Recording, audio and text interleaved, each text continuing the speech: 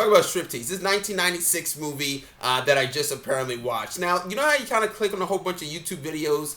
You kind of like going down the back alley of YouTube where you kind of constantly clicking on shit. You kind of wonder, how the fuck did you get here again? And that's kind of how I found Striptease. Now, granted, I heard of Striptease. Don't get me wrong, I heard of it. But I never really had the urge to really watch it, even with Demi Moore pretty much in there. Then I kind of like found it, I bought it, and then I watched it. So let's review this thing, because there's no other reviews on YouTube, so I'd had to be the savior.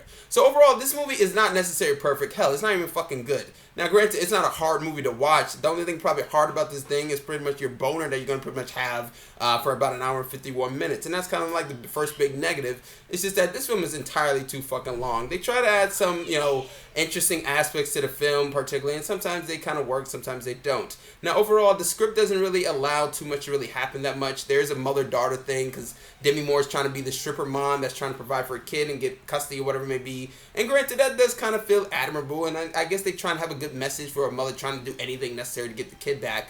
The problem with it is that the script doesn't really do a good enough job of trying to make you feel that. They mention her kid constantly, but you don't really see that much going on screen. Now, overall, there's sometimes where actors or actresses can pretty much, go beyond the script, right? They can actually add their own stuff to it. And I feel like that's kind of where Demi Moore kind of worked out best. I feel like I believed her motherly ways, even though the script really isn't providing that much. Now, granted, if you haven't actually heard, she got paid $12.5 million. In 1996, that was a pretty fucking hefty paycheck, right? She got a bucket of a fucking 10-piece of 12 fucking, $0.5 million. And I guess they got every fucking inch of her in screen, because it actually paid off, right? Demi Moore's stripping scenes in here are by far the best thing about this entire movie. That's the only reason you're going to watch this film. I'm telling you right now. You might as well just click and forward in this entire film, because that's all you're really going to ask for. Now, overall, I have to say that the stripping scenes are fucking fantastic, because I don't care if you're a man, woman, hermaphrodite, gay, black, whatever, gorilla, Jenner. I don't care who you are. You're pretty much definitely going to fucking get a hard on. One of the biggest fucking quotable lines in here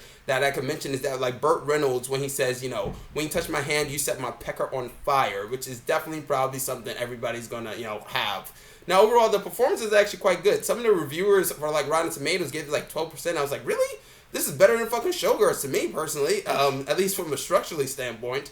Now, overall, the performance is actually quite solid. They're not great. Like, Ving Rhames and Burt Reynolds, I think, have some of the best parts in this entire film, and I think they actually work out quite well. As I said, that was Cold Blind by Burt Reynolds. Does it look like I follow politics from Ving Rhames, and the yogurt thing with the cockroach? Those are actually quite good and funny. Now, granted, sometimes I feel like this movie does get a little bit lazy. It is way too fucking long, as if they're trying to go for an Oscar bait thing. The thing I have to say about this film, though, is that when it does kind of end, I do feel like it just kind of, the ending felt like it was almost a part of a different type of movie.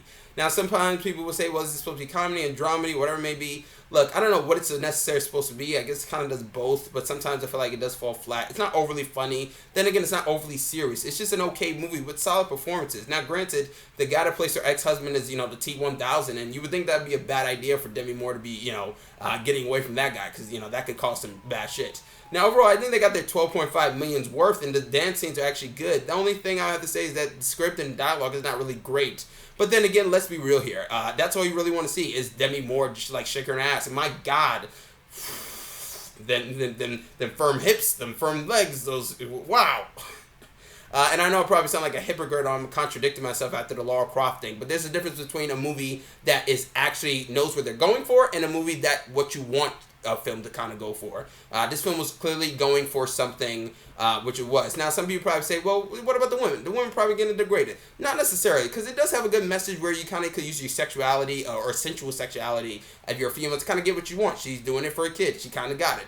Therefore, outside of the movie, the actual Demi Moore is actually doing it because she's like, I'm not showing my tits and my ass off unless you actually pay me my money, bitch. Bitch better have my money. And, she got it. $12.5 million is a lot of cash to shake your ass for. And I'm pretty sure she probably collected some of them dollar bills from the stripping scenes because,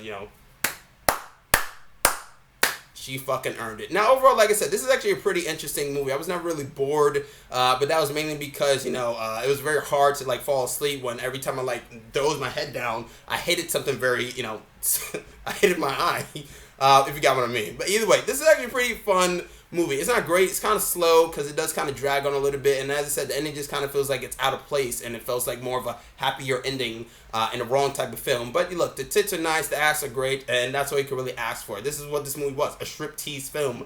And it's very hard. You'll probably have blue balls by the end of it, but at least, you can jack up once the credit roll. But anyways, like I said, that's all I can really say about this movie. You can really agree about the 12% or not, but like I said, I'm just a guy in a hat, so what the fuck do I know? But those are still some nice tits. Comment, subscribe, and like.